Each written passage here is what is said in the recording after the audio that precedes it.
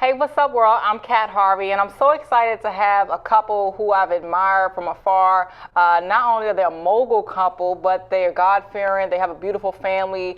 They're entrepreneurs. They're bosses. They're fly, of course. And I'm so excited to have them. You know, they've been married for over 21 years. They're definitely going to share their tips and strategies on how we can become successful, and they're definitely leaving a legacy for their family. So please welcome the two phenomenal one of a kind, Erana and Jamie. Tyler, how you guys doing? We're great. Thank Great. you for having us. Thanks for coming. So, you know, for those who may or may not know you, can you guys introduce yourselves? Sure.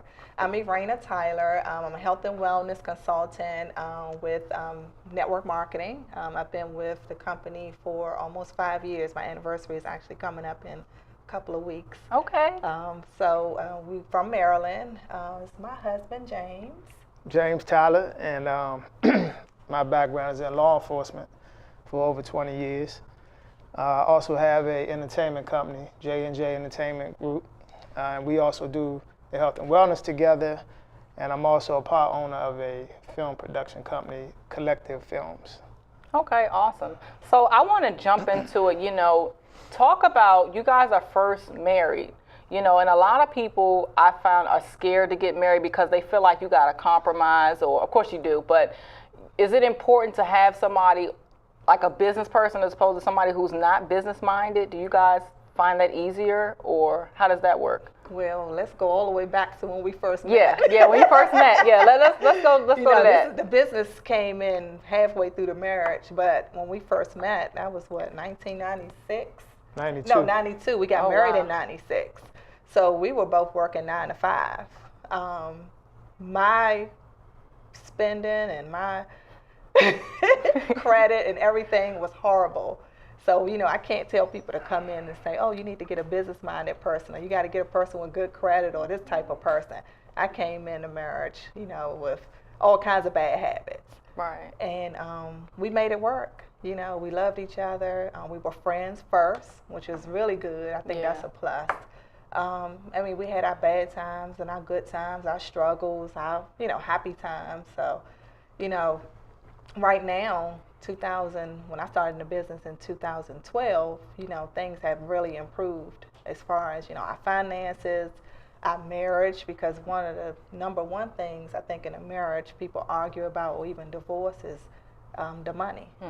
You know, so like I said before, even coming into the business, you know, we were living paycheck to paycheck, you know, lots of bills, you know, bill collectors calling, and we got into a lot of arguments because my spending was just crazy. That's one of the habits. Like what, bags? Like everything.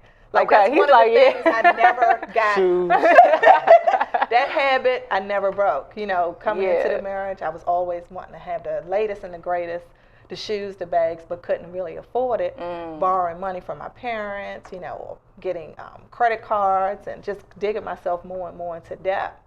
So when I came into the marriage, he was like, we got to fix this. You know, we got to get your credit right. Like, I can't have my wife walking around. We can't buy a house, a car, because your credit is so messed up. So coming into the business, working together, you know, we started making some really good money, paid off a lot of debt. And now, you know, we doing really great. Marriage is good. Okay. I'm happy. He's happy. Okay. But how do you build the trust thing? A lot of people, I've been told, you know, for instance, you know, once the trust is broken, then it can't go back. Now, how do you, the hard part of the marriage, what was that for you guys? For me, early on, was like she said, the finances. Trust was never an issue with her. That's good. Finances. I mean, I was always a hustler, day one. So whether it was my 9 to 5 or once I got into the entrepreneur world, I always had a part-time here, part-time there, worked a little overtime. I just always, because I was more the finance guy in the house. She didn't understand paying the mortgage and cars and utilities. I did all that. Okay. So they weren't calling me, they were calling her. Oh, okay. I stayed on top of all that stuff, so that's just how I was raised and always been that way. One thing I love you guys, I love couples that always, first of all, fly, number one. But I love couples who do things together. You know what I'm saying? Like, hey, babe, you going to the grocery store? Let me go with you. The gym. And then you guys got the costumes. Whose idea was that? Mine. It was? Yes. Okay. We love going all the way out for Halloween. Yeah. But we also like looking good or great when we go out to parties and events. It's almost like we have to really represent, especially because what he does, J&J Entertainment. I'm the wife of the promoter, so I have to look, you know. You gotta be correct. I gotta be correct. Yeah. Always gotta stay on your game. And then you see people, you know, when you're out and about just at restaurants. I mean, we can't even go to a restaurant without people coming up to us saying, I'm following you on Instagram. Oh, wow. Or, hey, I've been to one of your parties, you know. Good to meet you. Can we take a picture? Those type of things. That's sweet. So talk about events. That's something that I said I was going to start doing. I was going to make time for that because I know it's critical to go out here and touch the people. It's one thing like I do all day, be behind the camera, and it's another thing to actually engage with everybody, figure out what people like and don't like. So how do you successfully throw events without feeling like you're selling people tickets and that whole stigma that comes with that? That's his lane. Well, we started, I started that game back in probably early 2000s. Okay. And then when I learned social media, Facebook, it just took it to a whole nother level. That's when I got my partner John involved. And we just wanted to do something different that nobody was really doing in our demographic. So we started with a after work mixer, happy hour type event. And because I was a detective, I always wore suits to work. So I told him, we're gonna wear suits to these mixers. And then he had to go get some suits and it stuck. So it was the guys who wear the suits event. Like it's grown, and we wanted that mature crowd. Right, cool. You know, lawyers, doctors, law enforcement, attorneys. We wanted that crowd. Just come back, kick it after work. So our success really came from doing stuff our way and not what everybody in DC is doing. You know, getting the same band, same DJs, do the same event every other. It was always different. Okay. And from that, we kind of tapped into that celebrity world. And then we started bringing celebrities here over the mid-2000s. Okay. I want you guys to talk about the people that told you no's, and how do you deal with people or friends that weren't coming or supporting you guys at the very beginning, and then now it's, can I get in for free, and can you hook me up with the rap, and all these, like, how do you make those decisions and choices? Well, I could speak on the part with my business. You know, people still tell me no. Of course. We still have family who've never supported us, ever. Never purchased a product, never inquired about the business. The only thing I can, it actually motivates us. You know, these are the same people who are still living paycheck to paycheck, who are still asking, borrowing money, you know, but they still just don't want to take that leap and kind of make a change to their life. They see our story, or they hear our story, they see the lifestyle change, but some people are just afraid. And, you know, I was that person, actually. You know, before I joined, I was like, oh, is this going to work? You know, kind of skeptical about the products. You know, never did direct sales before, so of course I was nervous. Right. But, you know, I knew I needed extra income. I knew I needed to do something to help my husband pay the bills. Exactly. You know, stop spending all the money. So I had to do something. And I knew that a home-based business was good for me because I was able to be home with my kids and run a business at the same time. But again, we still got people that I talk to on a daily basis. No, I'm not ready yet. You know, there's nothing I can do. You know, I try to tell them, hey, look at me. You know, I was just like you. We got the similar stories. Oh, you know, I don't want to invest money. Sometimes you got to invest money in order to, you know, have success. That's true. And, you know, I invested a small amount of money. And in just 4 years, I made over $1 million. Oh, he did. He said, I did. He let me borrow it. I borrowed money from my husband because of my spending. I didn't have it at the time. Yeah. But in just 4 years, less than 4 years, we flipped it and we made over $1 million. That's amazing. That's amazing. And you with the nose and people. Oh, yeah, the nose. Pretty much. It motivates me. I love it when they back in those the 09 days when we were just starting off, you know, like she said, my family was coming, my buddies was coming, and then moved to 10, 11, things got a little bigger, a little more popular, and then they started falling off. And I'm like, well, so I'm doing, you know, stuff with celebrities or concerts with artists, and nobody's coming. And it just motivated me more, cause I mean, they see me now, 17, like you said, hey, you got any extra tickets, comp tickets? And then, you know, the Tar sent me one and say, nope. Right. But you know what? I do. Actually, I do. Come on. Matter of fact, I'm going to walk you in, put you right in the front row, and then you're going to see what I'm doing. Like, it's not a game. It's like we're going to levels, different levels in this whole thing, to where recently I was invited to Floyd Mayweather's home in Vegas. The big boy mansion. Yeah, that's few weeks ago. amazing. And that's from the grind day one to the progression until now. I'm friends with him and his staff and his family, actually. That's what's up. So talk about the importance of building, you know, relationships. I know in network marketing, like, they talk about it a lot, but I mean, just as far as, you know, different avenues you guys are doing, and how do you build your network without seeming so, you know, you're trying to get something, you know what I'm saying? Yeah. Social media is actually how I built my business, my entire business. Okay. Because I was working 9 to 5, 10 hours, sometimes 11-hour days, and then had to deal with the kids. And I didn't really have time to actually go out to events and kind of promote my business that way, because it was just way too much on my plate.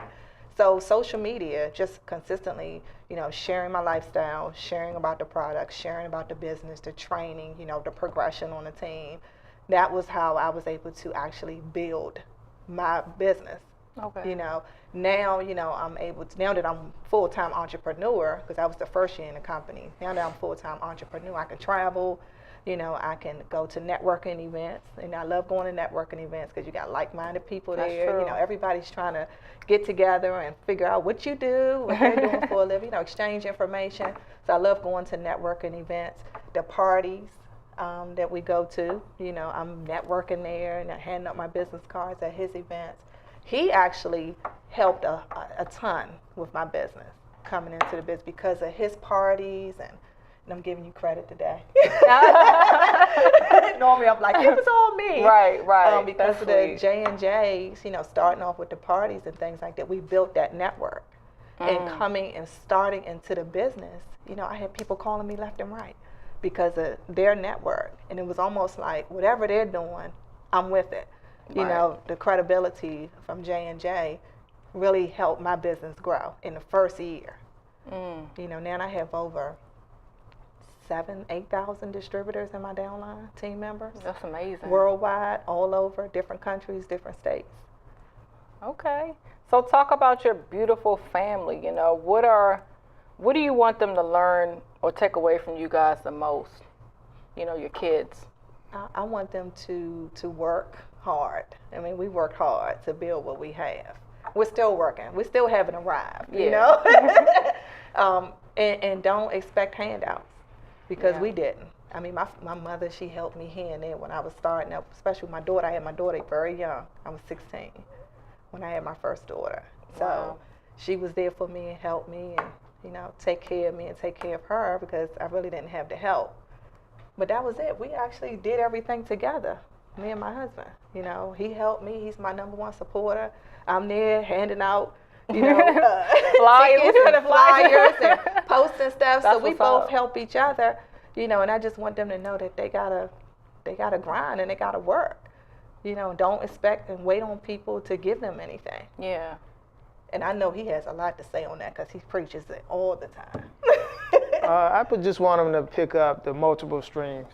You know, never settle for one. I mean, I make great money on a 9 to 5, but if you're not making money while you sleep, you'll work forever. That's true. And that's what we learned through network marketing. You know, the direct deposit come 15th every month like clockwork, and then she gets bonuses weekly. She just go get an email alert. You know, she might have $500 wired to her account. So if they could pick up that, and our middle son, who's 21, he's getting it, but he's still 21 and he's still not getting it, if that makes sense. So he had a couple jobs recently, then he let one go, and I said, what happened? Man, I'm tired. Tired? 21, you're not old enough to be tired. You should have had 3 jobs. They still don't have that hustle in them like we do. Oh, but okay. you know what? Like I said, I didn't have that coming in. You know, I almost say my son gets it honestly from me. You know, he's waiting around, you know, for a head, like, you know, like my mom was giving me money. He's looking for me to give him money. Yeah. You know, his spending, almost similar to mine. I know you give it to him. Yeah, so it's just like my mom was doing with me, and it's the repeat. So I have to blame myself for that. You know, I spoil the kids rotten, you know, whatever they want. Even my 26-year-old, you know, she gets things too, and she's not even living with us. Right. She has a real good job and everything, but it's almost still like, here, you know, whatever you want. Yeah. My mom did me the same way. Oh, so I know both of you guys are spiritual people. When do you feel like God showed up the most in your life? Out of everything you guys have accomplished, I don't know if it's materialistic or non-materialistic, what's the one thing that I guess means the most to you that he's done? Well, for me, it's when we had our youngest son, Jason, who was born with a disability. And we learned of it 2 months after he was born. And, you know, the pain that hit us both when we got the news that he would never see, I mean, you can't even imagine. So from then on, even our little spats prior to Jason, from then on, it was, we stuck. It's like never, you know, that bond will never be broken. So he's actually with us today. He's with us a lot. He sure is. And he is like incredible. And the doctor told us when he told us he wouldn't be able to see again, you know, he said, well, he'll be able to play with kids. He'll be able to open doors and he'll be able to do other things. And we're like, well, how? And as he got older, 5, he was playing the keyboard. 6 years old, playing the trumpet. You know, bows. He bows. He does. He does anything. And we treat him just like an average kid. He's got balls with bells in them. At his school, they have a game called goal ball, where they hear the ball coming. It's almost like soccer. Oh, okay. Yeah, so I don't let him think anything different. And I'm on him just like the other 2. And he's amazing actually. He has an iPhone that tells him he knows how to work an iPhone better than anybody in this room. I mean, like it's crazy. And he's on social media, Instagram, Facebook. Oh, that's what's up. So it's like, you know, it's a social life. So yeah, that for me, that was, I mean, we asked why, but today, 17 years later, it's the best thing ever happened because we all grew stronger, you know. Absolutely. What about you? Well, let's say, I think 5 years ago, 4 years ago, when he saved me from that 9 to 5, I've always wanted to be home, and this is going back to my son again, when he was born. You know, it was a struggle working and trying to raise him with a disability, trying to be home to make sure that he's getting cared for properly when I'm not there. Yes, it's important. And it's just, you know, I just wanted to be there with him. And I couldn't because of the finance situation. So I was always taking leave. You know, sometimes I didn't get paid for the time that I took off because I was using too much leave. And then when this business came into my lap, you know, and for me, again, saying that I just never done this before, and I all of a sudden just woke up and said, well, let me just go ahead and give it a try. That was something I would never do. I was so used to the same thing every single day. I didn't like change. Right. And for me to wake up and say, I'm going to give this business a try, that was just unbelievable. And he's still saying today, I can't believe this woman. But to really show you how he was watching over us, I saw the opportunity on 3 different occasions and brushed it off the first 2. So the 3rd time I saw Miss Ronessa, I was like, you again? And you talking to somebody again about that stuff? And she said, yep. tell your wife to call me. And that day I went home and I said, call Vanessa right now. And she's like, nah, I'm not doing it. So Vanessa had something at her house. I said, you need to go. She came back and said, all right, I'm still not doing it. So we talked it over. I said, just try it. I said, I'll give you the money to start it. Called Vanessa, I said, sign her up. And then, like she said, I had that network growing. And I started posting some stuff that she told us to do, and the hits just started. And it was like, oh my God. And it's just so many other things. This is lined up from actually just the business alone. I mean, we bought our house before doing the business. Yeah. And we never really fully furnished it. You know, we had a few things here and there. We had someone come in and design everything. And just recently, we were able to purchase a new home, a bigger home. Wow. 7 bedrooms. We're bringing my mom back, the one who took care of me and did everything for me. She's coming home with us too. Aww. You know, and it's just things that I see now. I'm like, wow, this is why we didn't do that. Or, you know, look now. Or, you know, him meeting Floyd Mayweather and other celebrities, John Wall. It's, you know, it's just like we knew he was going to be special. It's just so much stuff that has happened, you know, over the last few years that you could just say, thank you, God. Yes, definitely. So we're about to wrap up. So why should young and old people, why should they not be afraid to get married? You guys seem like you guys have it all together. I mean, over 20 plus years of knowing each other. Why should someone young and old not be afraid to get married, you think? I mean, we ain't always have it all together. I mean, you know.